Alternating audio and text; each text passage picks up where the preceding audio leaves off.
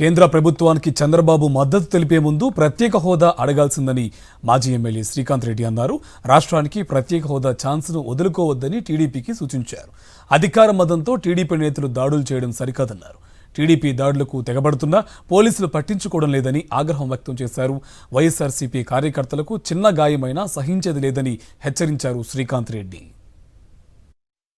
ఒక మంచి అవకాశం ఏదైతే ప్రత్యేక హోదా ఉందో ఆ ప్రత్యేక హోదా అన్నటువంటిది వస్తే ఉద్యోగాలు అన్నటువంటివి చాలా మెరుగుపడతాయి, పరిశ్రమలు ఎన్నో రకాలు వచ్చేటట్టు ఉంటుంది, యువతకు మంచి జరుగుతుంది. కాబట్టి ఆ ప్రత్యేక హోదా అన్నటువంటిది ఎటువంటి ఆందోళనకు గురి కాకుండా, వాళ్ళు ఎటువంటి బెదిరింపులకు కూడా లోను కాకుండా, అవసరమైతే వైఎస్ఆర్సీపీకి సంబంధించినటువంటి రాజ్యసభ సభ్యులు 11 మంది అయితేనేమి, మాకున్నటువంటి 4 పార్లమెంట్ సభ్యులు కూడా మేము గట్టిగా నిలబడతాం, అండగా నిలబడతాం. ప్రత్యేక హోదా ఇస్తే కన్నా అందరం ఒక తాటిపైకి వచ్చి, ఇప్పుడు మెయిన్ పార్టీ బీజేపీకి మెజారిటీ లేకుండా భాగపక్ష పార్టీలతో ఆధారపడి ఉన్నాడు కాబట్టి సువర్ణ అవకాశం అని చెప్పేటువంటిది ఒక సూచన చేస్తున్నాం.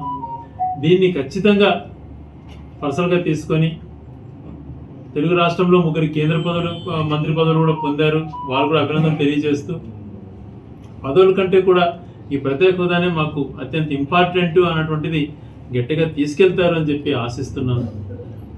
కారణం ఇప్పుడు అది మిస్ అయితే మరి ఎప్పటికీ కూడా అవకాశం రాదు. గతంలో గౌరవ జగన్మోహన్ రెడ్డి గారు ప్రమాణ స్వీకారం చేసేటువంటి ముందుకు మర్యాదపూర్వకంగా ప్రధానమంత్రి కలవని వెళ్ళినప్పుడు ఇంటి బయటనే మా సపోర్ట్తో ఆధారపడి వచ్చినంటే నేను సంతోషపడేవాడిని, వాళ్ళ సొంతంగా వాళ్ళకు మెజారిటీ రావడం చాలా బాధాకరం అని చెప్పినటువంటి ధైర్యంగా చెప్పినటువంటి మాట మనం అంత సులభంగా మర్చిపోకూడదు. ఎక్కడ కూడా ప్రజాస్వామ్యంలో హింసకు తావు ఉండకూడదు, అరాచలకు తావు ఉండకూడదు. ఈరోజు ఎలక్షన్ నోటిఫికేషన్ వచ్చింది అని చెప్పి ఏదైతే మేము భవనాలు ప్రారంభించామో, ఏదైతే డెవలప్మెంటల్ యాక్టివిటీస్ చేశామో, ఆ బోర్డు ఎప్పుడు కూడా గతంలో ఎన్నడూ లేని విధంగా ఈసారి కొత్తగా ఎలక్షన్ కోడ్ ఉందని చెప్పి దాంట్లో అన్నిటికీ కూడా ముసుగులు వేశారు, పేపర్లు అతికించారు. బాధపడలేదు, ఎందుకు వేశారు అని చెప్పి ప్రశ్నించలేదు. ఇది ఎన్నికల కమిషన్ యొక్క ఇది ఆదేశం ఉండిండొచ్చు అని చెప్పి మేము దాని గురించి కూడా ఆలోచించలేదు.